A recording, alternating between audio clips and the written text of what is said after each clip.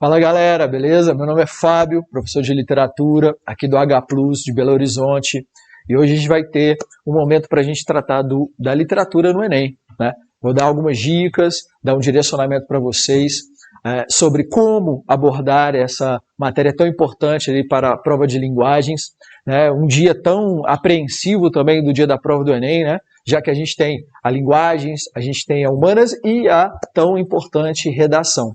Então eu vou dar um foco aqui para vocês, uma ênfase, no que a literatura de maneira geral, ela pode ser trabalhada, ela pode ser abordada no dia da prova do Enem, e como você deve se preparar para então entender como estudar para essa prova. É muito interessante pensar que a literatura é esse tipo de discurso que é elaborado artisticamente.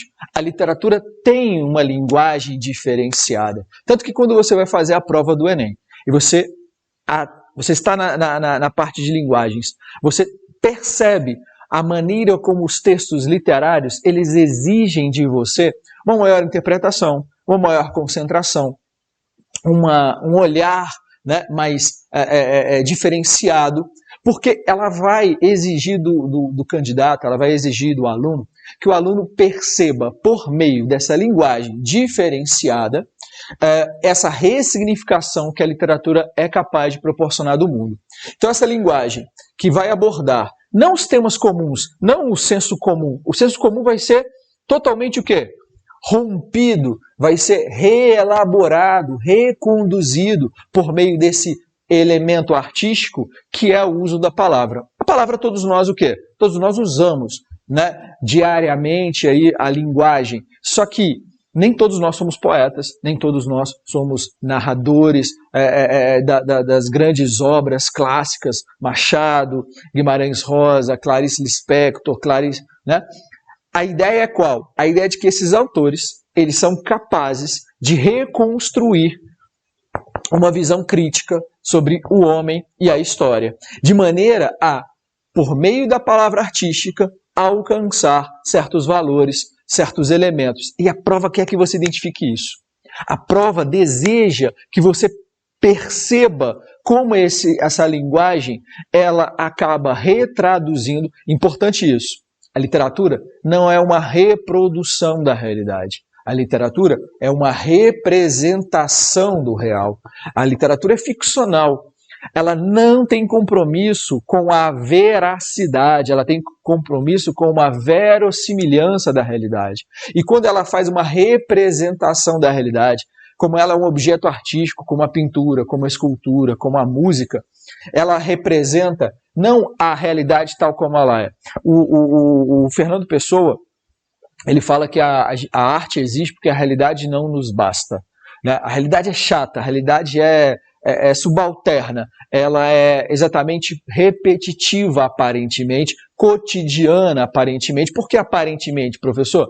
Porque a literatura é que chama a atenção para que nós percebamos que não é repetitiva. Todo dia é igual, todo dia é igual para a maioria das pessoas, mas a literatura entende e nos leva a pensar que não, nem todo dia é igual.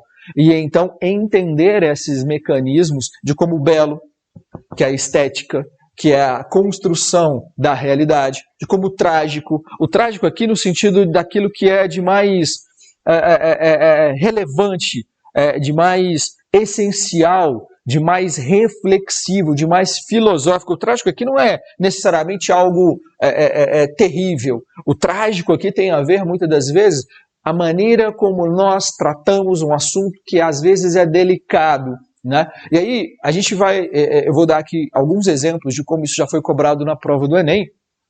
Você tem uma questão na prova há um tempo atrás, onde eles te dão um poema, e o poeta, nesse poema em específico, ele retrabalha a ideia, por exemplo, de que eu não nasci, quando eu nasci, eu já tinha uma história anterior à minha, que não é a história da minha pessoa, da minha individualidade, é uma história da humanidade. Então o poema fala dessa ideia, nasci, mas nasci já velho e que eu já vou conhecendo, e aí o poema ele rompe com os elementos temporais que são o quê? Normalmente dados. O poema, esse poema da questão do Enem, por exemplo, ele já fala de que existia algo anterior a mim, a partir do momento que eu nasci, eu não preciso aprender tudo, eu preciso aprender o fogo, isso já foi inventado, eu preciso elaborar essas significações. E o poema a questão estava pedindo exatamente isso, essa ruptura temporal que quebra com o senso comum, que dá à obra um tom trágico no sentido de uma reflexão sobre aquilo que nos é importante, aquilo que nos é difícil de ser expressado, aquilo que nos é difícil de ser tratado no dia a dia, mas que na obra literária ganha uma dimensão nova. Por exemplo, a prova do Enem adora cobrar questões que trabalhem essa quebra do padrão social, e a literatura ela é perfeita para isso, já que ela está o tempo todo nos trazendo o quê? Nessa visão crítica sobre a história e o homem, nessa construção metafórica, muitas das vezes uso da ironia, uso do paradoxo, né? Uso, né, diferenciado dessa arte da palavra, onde eu vou tentar humanizar o sujeito. E isso é importante. Mas, professor, todos nós não somos seres humanos? Biologicamente, sim.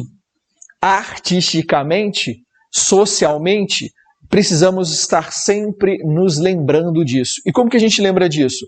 A literatura, quando ela comove, quando ela sensibiliza, quando ela promove uma interpretação, quando ela promove uma reflexão, ela nos chama a atenção para o óbvio. Normalmente as grandes obras literárias, elas tratam do óbvio, mas de maneira o quê? De maneira artística. Exemplo disso, Angélica Freitas, uma poeta contemporânea, né? Uma poetisa contemporânea, caiu na prova do Enem, um poema dela, onde ela retrabalha a maneira como a sociedade patriarcal e machista entende a mulher. É um poema, não sei se vocês já viram esse poema, da prova do Enem, onde ela vai reproduzindo as falas machistas da sociedade. Não, se ela se vestiu dessa maneira, se ela usou um batom vermelho, uma roupa, né, vermelha, é porque ela quer. Ela quer o quê? Ela quer eu. Então ela trabalha essa ideia de como o homem só consegue enxergar a mulher dentro de uma sociedade como essa a partir do seu ponto de vista. E como que ela faz isso? Ela não faz isso promovendo ali, nossa, vivemos uma sociedade preconceituosa. Não, ela cria, ela reproduz o senso comum de maneira irônica para provocar exatamente uma possibilidade de conscientização para aqueles, principalmente, que fazem esse tipo de fala ou reproduzem esse tipo de atitude, eles entendam e percebam como isso acontece, por exemplo. E aí é um processo de humanização do sujeito, isso vem por uma forma simbólica. Ou o Kut, tem um poeta contemporâneo também, o Kut, foi cobrado na prova do Enem um poema dele, chamado Quebranto, onde o eu lírico do poema, ele entende a sociedade a partir de um olhar preconceituoso, racista.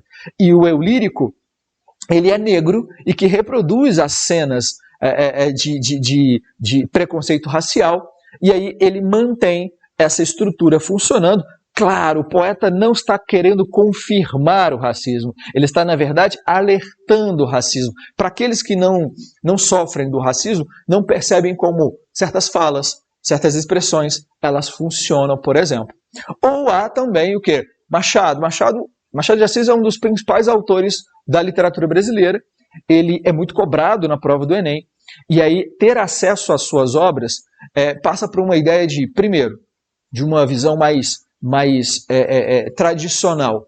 É uma crítica que ele vai fazer ao momento em que ele viveu. O momento do contexto onde o escritor está é extremamente importante. Então, o contexto do século XIX, a ideia da burguesia do século XIX, a maneira como ela vive de aparência, como ela vive dos seus interesses, como ela é hipócrita, como ela é corrupta, tudo isso influi. Mas o Machado não fica restrito à sociedade do século XIX, restrito à burguesia do século XIX. Dali ele consegue tirar o quê? Tirar uma reflexão filosófica. Portanto, ele consegue superar o senso comum, ele consegue dar uma ideia do essencial dessa representação para falar de como o homem é. E o homem é vaidoso, o homem é corrupto, o homem é, por vezes, dissimulado. Isso desde a Roma antiga, desde a Grécia antiga, até os tempos atuais, o que muda é a roupagem. Então ele vai dar e a prova quer que você entenda essas questões. Então quando coloca uma obra do Machado na prova e pede para você perceber os recursos que ele utiliza, né? Ele usa de alguns recursos linguísticos nessa construção, principalmente a ironia. Ela quer que você leia o texto, mas não esperando encontrar o mais do mesmo. Ela quer que você perceba como essa obra foi capaz de ler o homem do século XIX, mas também ler o homem do século XXI em que estamos, por exemplo, na medida em que ela mantém uma essencialidade nessa representação do real. Então a literatura, na prova do Enem, primeiro, ela não cobra de você o quê? A leitura de obras específicas, como outros vestibulares tradicionais fazem, mas ela espera que você tenha uma boa carga de leitura das obras clássicas. Então, ela nunca vai te pedir que você saiba toda a obra Memórias Póstumas de Brás Cubas ou toda a obra Grande Sertão Veredas, mas que você saiba da relevância e da contextualização e do momento em que esta obra foi utilizada ou que ela trouxe para a cultura brasileira alguma contribuição.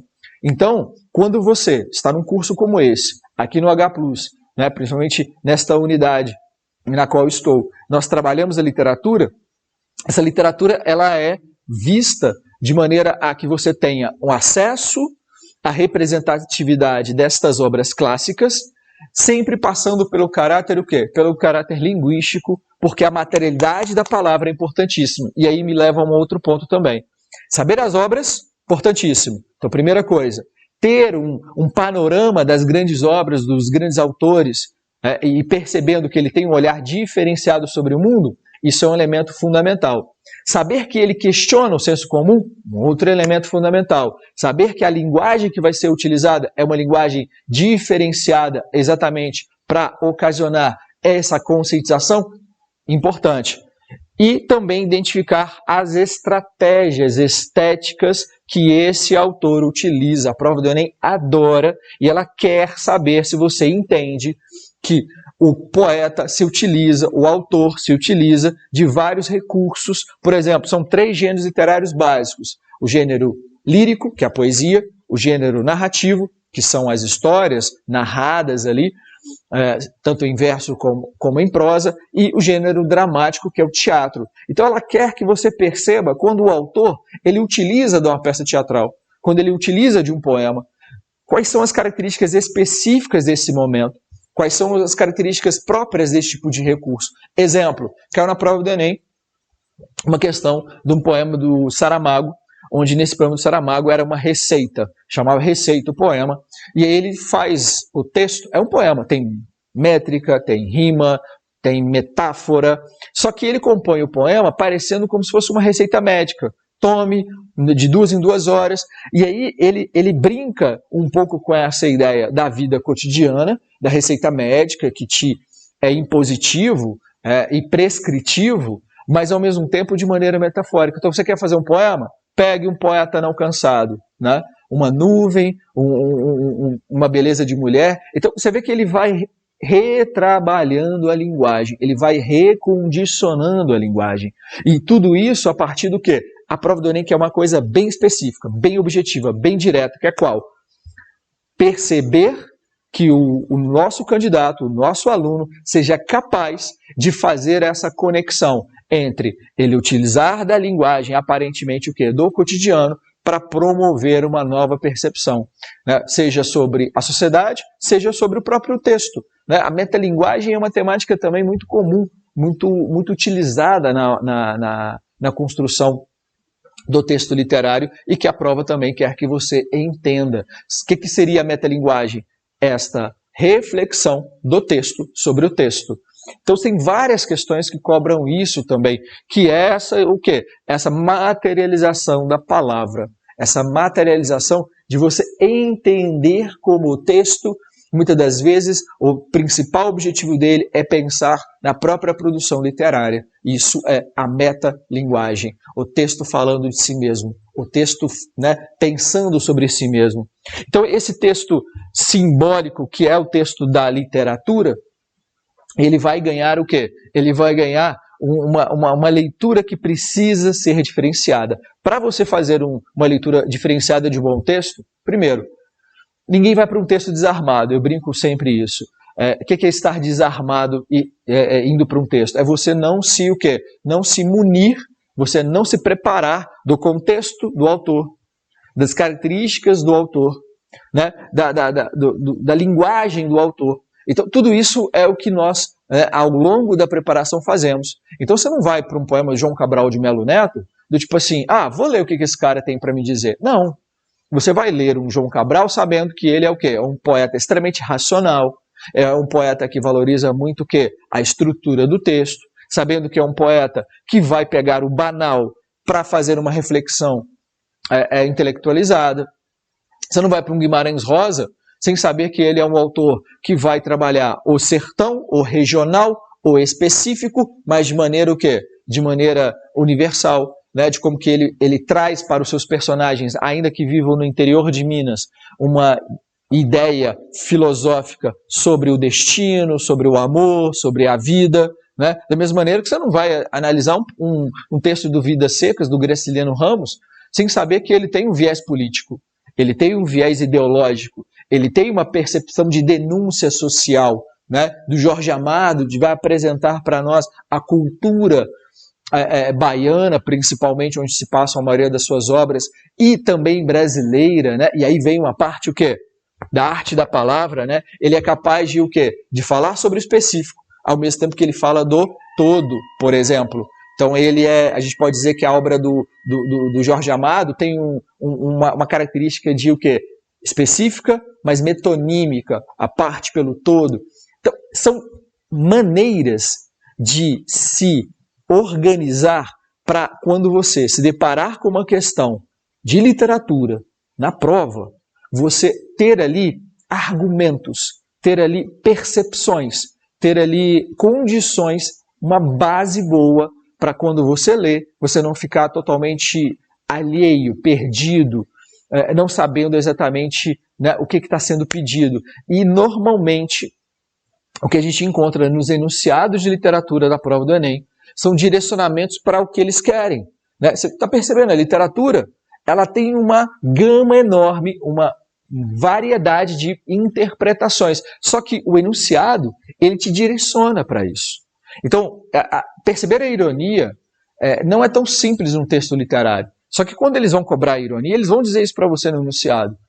O texto tal tem um caráter irônico. Essa ironia pode ser percebida por... E aí é preciso entender em que medida essa ironia está sendo colocada ali, por exemplo, né? Igual tem a poesia dos poetas da década de 70, a poesia marginal.